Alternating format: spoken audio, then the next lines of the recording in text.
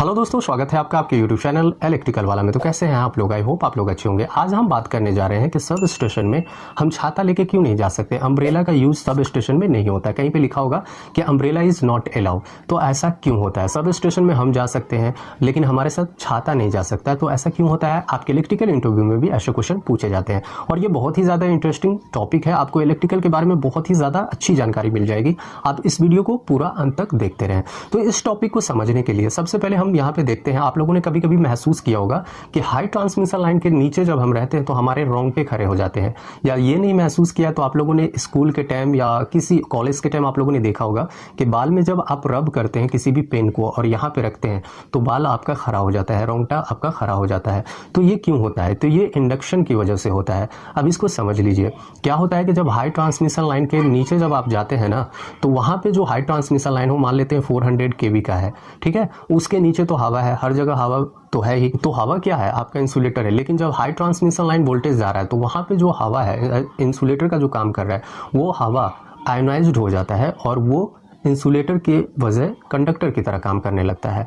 तो जब कंडक्टर की तरह काम करने लगता है तो आपके आसपास हमेशा हवा रहती ही है, तो वो आपके बॉडी को चार्ज कर देता है और वहाँ पे इंडक्शन की तरह काम करने लगता है और आपके रोंगटे खड़े होने लगते हैं। उस रोंगटे खड़े होने को अगर इलेक्ट्रिकल भाषा में या टेक्निकल भाषा में बोले तो उसको गूस बॉम्ब कहा जाता है।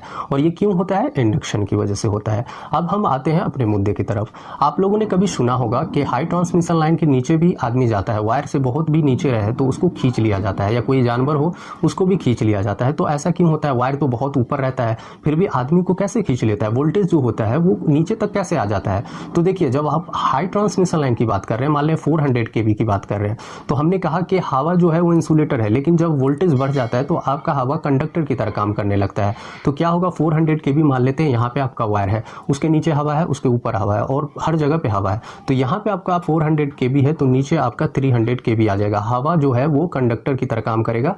यहाँ का वोल्टेज और यहाँ का वोल्टेज अलग होगा, फिर उससे नीचे वोल्टेज और कम हो जाएगा, उससे नीचे वोल्टेज और कम हो जाएगा, उससे नीचे और कम हो जाएगा। यानी कि एक सर्कल बनाता है और जितने दूर वो सर्कल जाता है वो वोल्टेज कम होता जाता है। उस कंडीशन को हम कहते हैं टेक्निकल भाषा में या इलेक्ट्रिकल भाषा में पोटेंशियल ग्रेडियंट। अगर आप लोगों को इस टॉपिक पे वीडियो देखना है तो आप ऊपर आई बटन में क्लिक करके देख सकते हैं कि पोटेंशियल ग्रेडियंट क्या होता है। तो बस पोटेंशियल ग्रेडियंट की वजह से हम सब स्टेशन में छाता लेकर के नहीं जा सकते। अब देखिए, सबसे पहले अगर अब छाता जो पकड़ते हैं तो वो जो डंटा होता है छाता का, वो आयरन का होता है एज ए कंडक्टर, और कंडक्टर में इलेक्ट्रिसिटी फ्लो होता ही है, आप लोगों को पता होगा।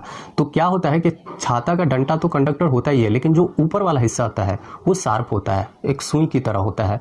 तो उस तरह के जो बनावट होते हैं उसमें जो चार्ज होता है वो जल्दी डिस्चार्ज होता है और ज़्यादा से ज़्यादा चार्ज डिस्चार्ज होता है। अब इसको समझने के लिए देख लीजिए, जब आप लाइटिंग अरेस्टर लगाते हैं, लाइटिंग से घर को या फैक्ट्री को या किसी बिल्डिंग को बचाने के लिए, तो लाइटिंग अरेस्टर कैसा होता है? नीचे से मोटा होता है, ऊपर जाकर के सुई की तरह होता है। तो ऐसा बनावट क्यों दिया गया है? उसका कोई तो वजह होगा। तो उसका एक ही वजह है, जो लाइटिंग है, जो चार्ज है, उस तरह के बनावट पे आपको सीधा आके गिरता है और बहुत ही ज़्यादा वहाँ पे स्टोर होता है और फ्लो होता है। तो उसको बोलते हैं चार्ज डिस्चार्जिंग। उस तरह के जगह पे जो चार्ज होता है वो जल्दी डिस्चार्ज होता है, यानी कि ज़्यादा फ्लो होता है और जल्दी फ्लो होता है।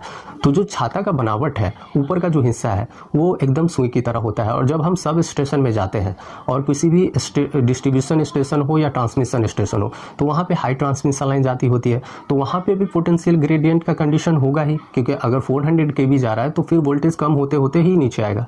लेकिन जब आप वहाँ पे उस तरह का बनावट लेकर के खड़े हो जाते हैं, मान लेते हैं लाइटिंग अरेस्टर की तरह बनावट है, आपका छत्ता का जो ऊपर वाला हिस्सा है वो लाइटिंग अरेस्टर की तरह ही होता है, तो वहाँ पे क्या होगा? चार्ज जो होगा वो ज़्यादा डिस्चार्ज होगा, और ज़्यादा डिस्चार्ज होगा तो करंट ज़्यादा फ्लो होगा, और ज़्यादा फ्लो होगा तो आप उसको पकड़े होंगे तो आपको इलेक्ट्रिक शॉक लग सकता है। तो बस इसी वजह से आपको जो ट्रांसमिशन स्टेशन हो, डिस्ट्रीब्यूशन स्टेशन हो या कोई भी सब स्टेशन हो, वहाँ पे अम्ब्रेला अलाउ नहीं होता है। तो आई होप मेरे वीडियो से आप लोगों को जानकारी मिली हो। तो कमेंट सेक्शन में जरूर बताएं। अगर आप नए हैं मेरे चैनल पे तो चैनल को सब्सक्राइब कर ले और एक लाइक तो बनता है।